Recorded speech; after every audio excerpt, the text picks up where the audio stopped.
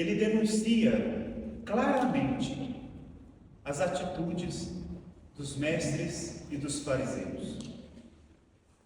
Jesus hoje no Evangelho ele foi muito duro. Eu gosto muito do Evangelho de São Mateus, e quem lê, quem já leu e quem leu o Evangelho de São Mateus percebe, é por isso que Jesus morreu. É por isso que quiseram matar Jesus. Porque se nós percebemos bem, Jesus o tempo todo no Evangelho de São Mateus, ele afronta ali os fariseus.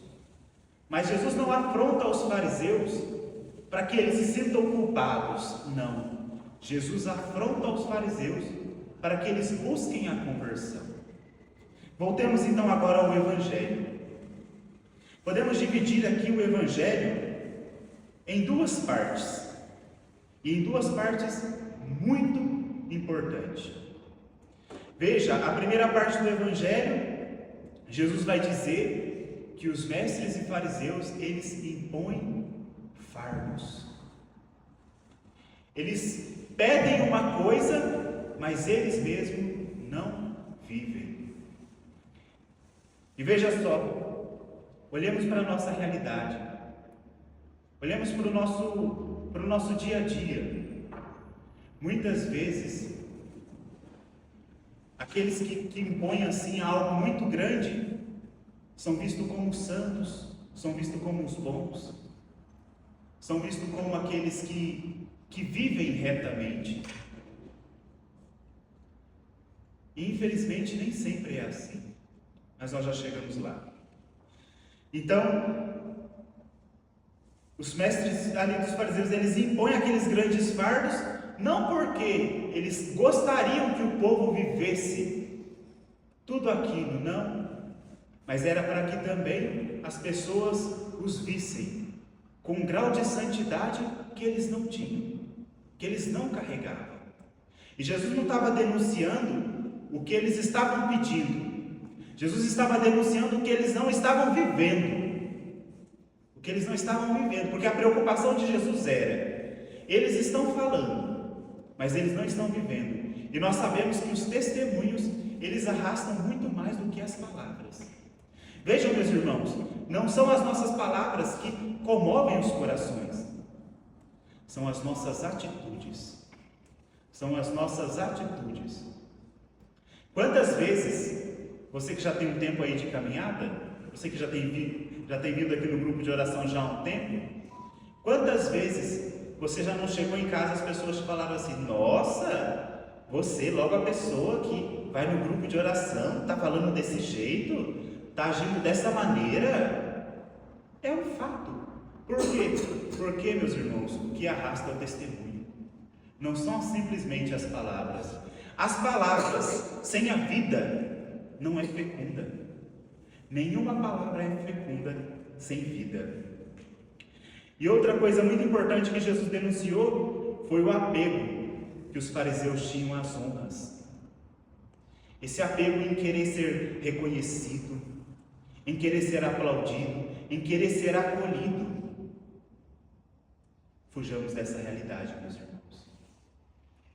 Fujamos dos aplausos. Fujamos dos abraços. Os abraços que muitas vezes não nos fazem bem. Vejam só, no fundo desse evangelho, Jesus estava denunciando dois pecados que muitas vezes nós esquecemos, que é o pecado da soberba e o pecado da vaidade. Veja, e esses são pecados graves porque foram pecados do próprio Satanás. A soberba, porque muitas vezes nós queremos nos colocar no lugar de Deus. Muitas vezes nós queremos nos colocar ali como aquele que dita as regras, como aquele que é o que sabe tudo, o incorrigível, o enrijecido. Nós não podemos agir dessa maneira. Veja o que Jesus vai dizer: maior é aquele que serve. Maior é aquele que serve. Quando Satanás tentou ali Adão e Eva, qual foi um dos discursos que ele usou? Se comeres do fruto, serão como deuses. Serão como deuses. E muitas vezes, meus irmãos, nós esquecemos desses dois pecados, o da soberba e o da vaidade. Porque nós nos focamos só ali nos pecados da carne, às vezes, os pecados que nos expõem. Mas esses pecados da carne, esses pecados são fáceis de nós nos convertermos com relação a eles. Por quê? Porque são pecados que estão sendo vistos, que todo mundo vê. Se alguém cai no adultério, vai todo mundo ver, ele vai sentir vergonha e vai se confessar. E a vizinhança toda vai saber, todo mundo vai saber. Aí vem a vergonha, mas a soberba e a vaidade não. Porque muitas das vezes nós temos esses dois pecados, tanto da soberba como o da vaidade, nós trazemos esses pecados como se fossem virtudes. Nós disfarçamos esses pecados como virtudes, e não são virtudes. Muitas vezes nós dizemos para nós mesmos, né? Lá em casa eu sou o único que vai na igreja. Eu sou o único que faz isso, eu sou o único que faz aquilo. Mas vejam, meus irmãos, não basta apenas nós realizarmos coisas boas. Realizar coisas boas por realizar não basta. O propósito também precisa ser bom. Não basta fazer jejum, não basta fazer penitência, não basta vir à igreja, não basta se confessar se o propósito não é bom. Vamos colocar aqui uma realidade. Vamos colocar que um bandido, ele precisa matar alguém. Mas só que para isso ele precisa fazer jejum, ele precisa se mortificar, e ele precisa fazer tudo isso. E tudo isso nós sabemos que é bom. Nós sabemos que são realidades boas. Mas o fim de tudo isso é bom? Claro que não.